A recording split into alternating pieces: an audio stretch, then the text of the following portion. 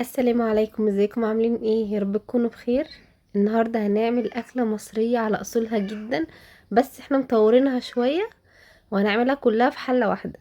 في ناس ما بتحبش تعمل الكشري عشان بياخد كذا حله، تسلقي المكرونه وتعملي الرز وكده.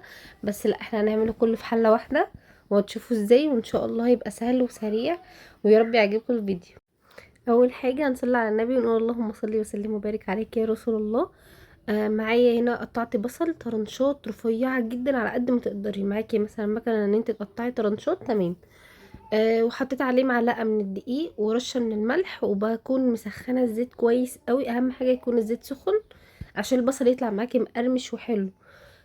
يكون زيت غزير شويه.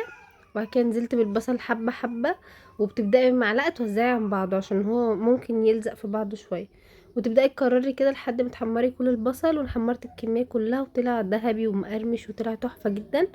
اللي تمشي على الخطوات هيطلع معاكي مظبوط، مش طري ولا اي حاجه. وبعدين هنبدا نعمل في الكشري. هجيب حله، هناخد الزيت بتاع اللي احنا حمرنا بيه البصل، بيدي طعم حلو قوي. بحمر الشعريه، بعد كده بنزل عليه بالرز. وبعدين نزلت عليه معلقة من الدقة اللي هي هعمل بيها الصلصة، وهعمل بيها دقة الكشري اللي هي بتبقى توم وفلفل احمر وشوية بهارات كده خفيفة، اللي هي كمون وملح وفلفل اسود وخلاص. بعد كده نزلت بالعدس اللي هو بالجبة، اللي هو العدس الاسمر. بس بلاه طبعا قبليه ب3 ساعات. بلاه بس بميه عادي، غسلاه كويس وحطيته في ميه عادي جدا من غير ميه سخنه ولا اي حاجه. وبعد كده بتنزلي عليه وتاخديله تشويحه. ونزلت بالمكرونه وسقيته اكنك بتسقي رز بالظبط، يعني ما بتزوديش اي حاجه تاني.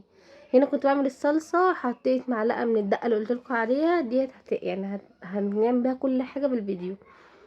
نزلت وحمرتها شويه، وبعد كده نزلت معلقه من السكر، معلقه من الملح، وحبه من الخل، وشويه فلفل اسود. ونزلت بالصلصه زي انتم شايفين. الكشري طلع مفلفل ومش معجن، وكل حاجه فيه مستويه جدا. العدس مستوي، الرز مستوي، كل حاجه تمام. ونزلت هنا في حله تانية شويه من الزيت البصل اللي احنا قلنا عليه، ونزلت عليه بمعلقتين من الدقه اللي هو توم وفلفل احمر وملح وفلفل وكمون، وحبه من الخل ومعلقه من السكر.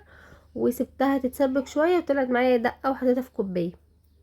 وخلاص هنا غرفت الكشري وحطيت عليه حبة من الصلصة. انت بقى بتحبي تحطي ايه؟ حطيت هنا بقى الحمص. هنا الحمص سلقاه، مش عامله له شوربه يعني وكده، لا سلقاه عادي بميه وملح وشويه من السكر. وسبته لحد ما اتسلق خالص وحطيته. وبعد كده بحط بقى التقليه والدقه على حسب الرغبه، بس انا بحب احط برده شويه دقه كده. وبعد كده اللي عايز يكمل يكمل. تشطشطي بقى الدقه دي كده، تخليها سبايسي، تخليها دلع، على حسب ما بتحبيها. هنا بقى طبق كشري كده صغير. برضو بعمل فيه نفس الخطوات، وبحط التقلية والصلصة والدقة والحمص زي انتوا شايفين. شوية كشري بقى جمال جدا، واسهل طريقة تعملي بيها الكشري كله في حلة واحدة. ان شاء الله هتعجبكم الطريقة، ولو عجبكم الطريقة متنسوش تعملوا لايك وشير. السلام عليكم.